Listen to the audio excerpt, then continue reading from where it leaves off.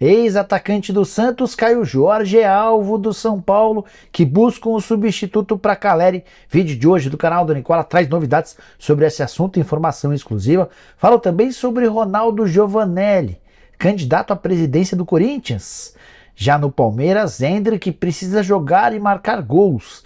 Tem muito dinheiro envolvido. Preciso te atualizar sobre as últimas do mercado. Quero falar também sobre o Vasco e a situação de Pedro Raul, que tem melhorado. Já no Flamengo, união pelo título da Recopa Sul-Americana. Quero, para completar, te falar a respeito de Alexandro, jogador que pertence à Juve e teve oferta de time da Série A do Campeonato Brasileiro, além de uma série de outras novidades.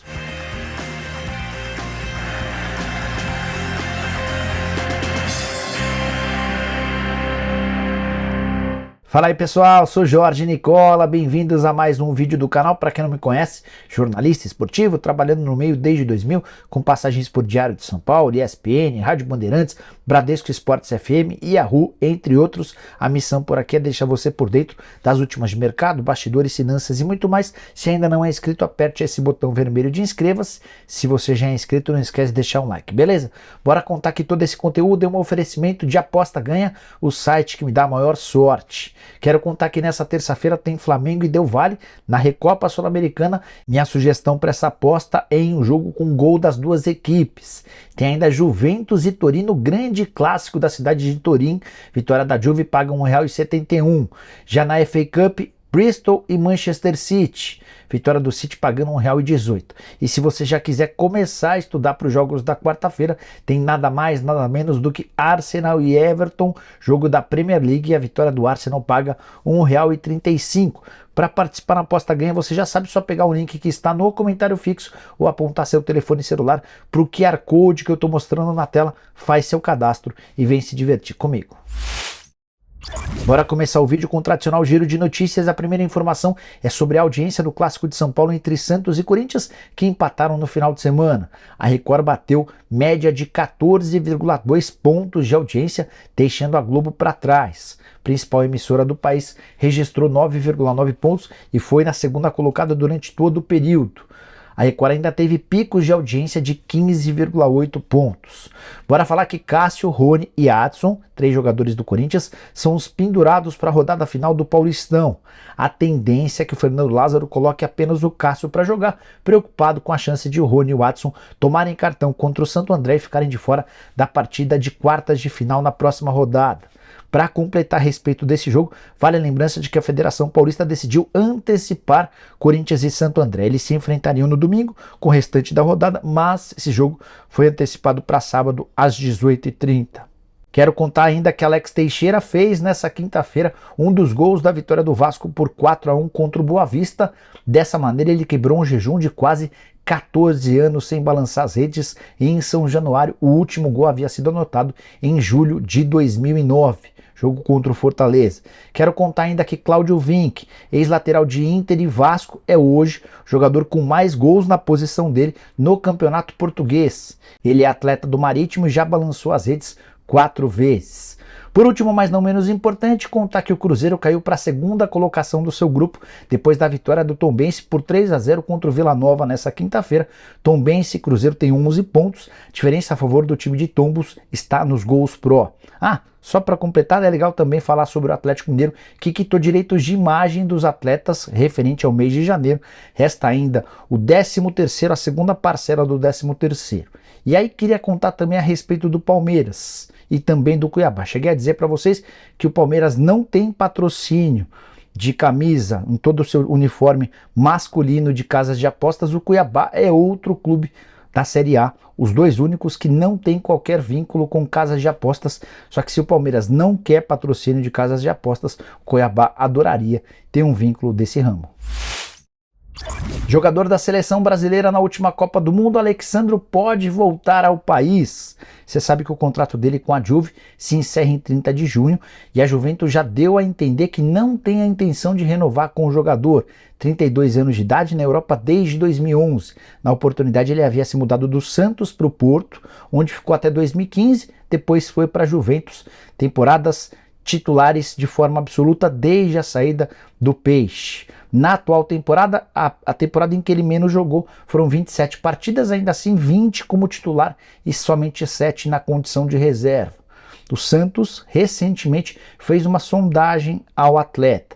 A ideia do Peixe era de que o Alexandro assinasse um pré-contrato e se mudasse de graça para o Santos a partir de 1º de julho. Os representantes do jogador disseram que, ainda que não fique na Juventus, a ideia dele é permanecer em território europeu, ainda que para jogar em equipes menores do que a velha senhora. Contei para vocês outro dia que André Negão e Augusto Melo devem ser os candidatos de situação e oposição na eleição para presidente do Corinthians marcada para o fim dessa temporada. Mas, ao longo da segunda-feira surgiu uma notícia impactante. Ronaldo Giovanelli, ex-goleiro do Corinthians e hoje comentarista de futebol, pode se lançar candidato à presidência do Timão. Não sei se você sabe, mas ele já é sócio há bastante tempo e também conselheiro. E nessa segunda-feira, grupos da situação se juntaram tentando viabilizar a candidatura do ex-goleiro. O Ronaldo sairia pela chapa 33, respaldado pelo grupo Corinthians com Respeito. Cheguei a ouvir um dos conselheiros mais influentes da atual administração e ele entende que se o Ronaldo de fato levar essa história adiante, vai ter chances de vencer, não só o André Negão pela situação, quanto o Augusto Melo pela oposição. Vale a lembrança de que hoje o grupo da situação, Renovação e Transparência, que está no comando desde 2007, tem enorme dificuldade em apontar alguém. Duílio Monteiro Alves até tentou se recandidatar para uma reeleição, mas o estatuto não permite. O Mário Gobi e o Roberto de Andrade, que seriam dois nomes naturais, têm enorme rejeição, não só dentro do grupo, mas também com o André Sanches, que é o grande líder da situação. Diante desse cenário, o mais natural é que o André Negão, cujo currículo vai gerar uma série de críticas, especialmente fora do clube, até por isso o nome dele é visto com algumas ressalvas. Informação exclusiva: São Paulo, preocupado com a possibilidade de perder Caleri por até 4 meses, sondou Giuliano Bertolucci, o principal empresário de futebol no Brasil, ouviu do presidente Júlio Casares a pergunta a respeito de Caio Jorge. Você lembra dele? Atacante hoje com 21 anos de idade, revelado no Santos e atleta da Juventus da Itália. São Paulo tem acompanhado o Caio Jorge há algum tempo e sabe que ele nem sequer estreou na atual temporada. São Paulo consultou para perguntar sobre a possibilidade de o Caio ser emprestado até o fim do ano. Seria uma oportunidade dele readquirir condição física, recuperar o moral e voltar para a Itália um pouquinho melhor. Jogador que na temporada passada passou por uma cirurgia em fevereiro de 2022, foram 8 meses de lesão e recuperação. Desde então, ele tem atuado muito mais pelo time B do que pela equipe principal. E o investimento foi alto para tirá-lo do Santos, até por isso o São Paulo entende que o negócio seria viável e bacana para as duas partes. O Tricolor ainda aguarda por uma resposta da Juventus e do Bertolucci, mas todos os últimos clubes que procuraram o Caio Jorge ouviram que a Juventus não tem a intenção de negociá-lo com clubes brasileiros. A prioridade seria por clubes europeus para que ele pudesse continuar evoluindo por lá. Se você perdeu os noticiários dessa segunda-feira, saiba que o Caleri pode ficar até 4 meses fora. Constatou-se que a lesão no tornozelo dele tem uma fratura no osso e que ainda deslocou a cartilagem. Uma série de médicos foram ouvidos e ficaram de dar um parecer final até essa quarta-feira. Se houver a necessidade de cirurgia, o Caleri para por 4 meses, perdendo final do Campeonato Paulista, a reta inicial do Campeonato Brasileiro e também da Copa do Brasil. Roger Guedes participou do Podpah, um dos podcasts mais comentados e assistidos do país. Ele fez uma série de revelações importantes. Deixou claro, por exemplo, que a saída do Vitor Pereira do Corinthians foi muito festejada. Mas o principal ponto da entrevista foi quando o Roger Guedes se referiu ao trote que levou bem forte de jogadores do Palmeiras. Na oportunidade ele defendia o Verdão e havia se recusado a permanecer numa concentração. Ele foi avisado durante a concentração de que não jogaria e procurou Alexandre Matos, então diretor de futebol do Palmeiras, para pedir para ir embora.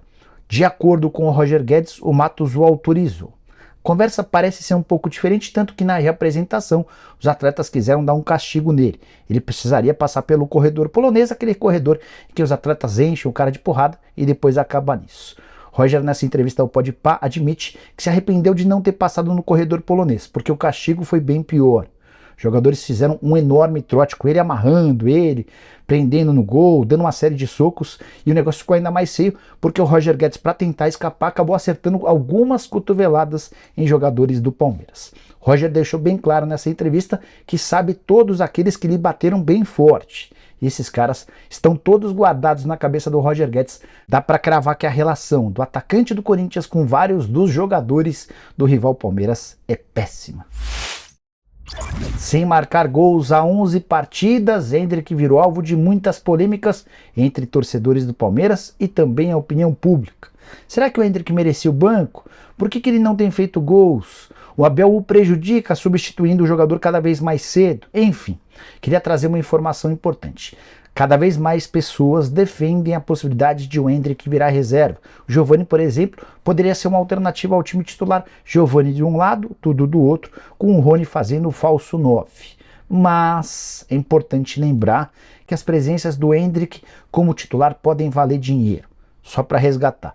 O Endrick já está vendido ao Real Madrid, negócio de 72 milhões de euros. Dessa grana, 12 milhões de euros nem chegarão aos cofres do Palmeiras nem da família do Endrick, serão utilizadas para quitação dos impostos na Espanha, ou seja, sobraram 60 milhões de euros. Dos 60 milhões, 35 milhões de euros estão garantidos, 70% para o Palmeiras, 30% para a família. Metade dessa grana já foi paga no mês de janeiro e a outra metade será paga na metade do ano que vem, quando o Endrick se muda para o Real Madrid. Você deve estar se perguntando, mas Nicola, e os outros 25 milhões de euros ou quase 140 milhões de reais? Eles vão ser pagos mediante bônus a serem alcançados pelo atleta, nos tempos de Palmeiras até junho de 2024 e depois no longo contrato com o Real Madrid. As metas no Palmeiras estão atreladas a presenças em campo, número de jogos como titular e também gols. Ou seja, toda vez que o Endrick atua como titular e fica por mais tempo possível dentro de campo, aumenta a sua chance de marcar e, por consequência, trazer dinheiro ao Verdão. Estamos falando de 69 milhões de reais em jogo. Conhecendo um pouquinho do Abel Ferreira, duvido que o técnico português vai escalar o atleta pensando nisso, mas tenho certeza absoluta de que a Leila Pereira, sempre muito preocupada com as contas do clube, deve festejar a cada aparição do jogador como titular. Só resta agora que ele volte a marcar gols. Tenho certeza que o primeiro gol do Endrick vai despertar uma série de outros na sequência. Bora com atualizações sobre o Flamengo, que faz final de campeonato nessa terça-feira. O Flamengo recebe o Independente Del Valle e precisa reverter a derrota por 1-0 no Equador para se sagrar campeão da Recopa Sul-Americana. E tem uma boa notícia, além dos retornos de Everton Ribeiro, que havia virado reserva por opção do Vitor Pereira, e de Pedro, completamente recuperado de uma lesão. O rubro-negro ainda vai contar com um pacto feito por torcedores organizados. As principais uniformizadas do Flamengo emitiram nota confirmando que vão se reunir no setor norte do jogo dessa terça-feira contra o Del Valle. A ideia é ter um setor do estádio que empurre o time durante os 90 minutos. Separei um trecho da nota para ler para vocês. Abre aspas. Após deliberação conjunta em razão da manifesta necessidade de apoio ao Flamengo em um momento crítico cuja vitória é determinante para o sucesso da temporada, as torcidas signatárias informam que nesta terça-feira estarão reunidas na parte central da arquibancada norte, atrás do gol. Nesse momento, mostraremos o poder da nação rubro-negra e guiaremos a equipe rumo ao título, fecha aspas. Só para lembrar, desde que o Maracanã passou a ser palco de ingressos extremamente caros, há uma impressão de que a torcida do Flamengo não canta como em outros tempos. E essa impressão se torna ainda mais nítida, mais clara nos jogos na condição de visitante ou em confrontos com campos neutros. Por exemplo, só para citar as finais entre Palmeiras e Flamengo. Com a presença de torcedores uniformizados todos concentrados em um setor, existe a expectativa de que esse setor cante bem alto e acabe por impulsionar os outros setores, fazendo com que a pressão no clube equatoriano seja tão grande que ajude o Flamengo na conquista dos 3 pontos. Bora fechar o vídeo para falar sobre o Vasco, mais especificamente sobre a fase de Pedro Raul. Você sabe que o Vasco venceu o Boa Vista por 4-1 na noite dessa segunda-feira em São Januário. Foram 2 gols do Pedro Raul, um gol do Alex Teixeira e mais um do Jair. Vitória fundamental para o Vasco, que acabou pulando para a 3ª colocação na classificação geral. São 17 pontos conquistados. o Vasco vai para a última rodada, à frente do Volta Redonda, que tem 16, e do Botafogo também 16. Desses 3 times, 2 passarão para o mata-mata da semifinal e um será eliminado. O pior para o Vasco é que o confronto mais difícil é justamente o dele. Ele enfrenta o Flamengo no Maracanã no próximo domingo. Antes de falar sobre esse jogo, só contar um pouquinho sobre a fase do Pedro Raul, que começou muito mal com a camisa do Vasco, super cornetado pelo torcedor, mas aos pouquinhos a coisa tem melhorado. São até agora 6 gols e mais 2 assistências em 8 partidas, ou seja, ele participa de 1 gol ou de uma assistência por jogo. Essa tem sido a média do atleta. O nível de desempenho também tem melhorado, especialmente a partir do momento em que ele passou a formar dupla com o Alex Teixeira.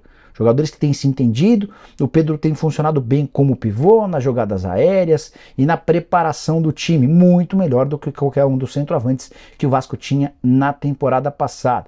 Investimento relativamente baixo, na casa dos 11 milhões de reais, por um centroavante de 25 para 26 anos de idade, que tem passaporte europeu e que, se fizer sucesso com a camisa Cruz Maltina, vai render uma enorme quantia de dinheiro num futuro não tão distante. Para fechar sobre o confronto contra o Flamengo, Maurício Barbieri disse, depois da partida dessa segunda-feira, que tem a esperança de contar com o Andrei. Ele só não foi apresentado ainda porque o Cruz Maltino espera por um documento vindo do Chelsea. Se esse documento chegar, por exemplo, nessa terça-feira, o anúncio ocorre em seguida e ele passa a treinar com o elenco para ficar à disposição no grande clássico. Já Marlon e Figueiredo, que se recuperam de contusão, só terão chance de jogar se estiverem treinando o mais breve possível. Bom, pessoal, não é essas as informações que eu queria dividir com vocês nessa terça. Quem curtiu o vídeo deixa like, se inscreve no canal. A gente se encontra à tarde com mais informações. Tem ainda programa do Nicola à noite. Abraço, tchau!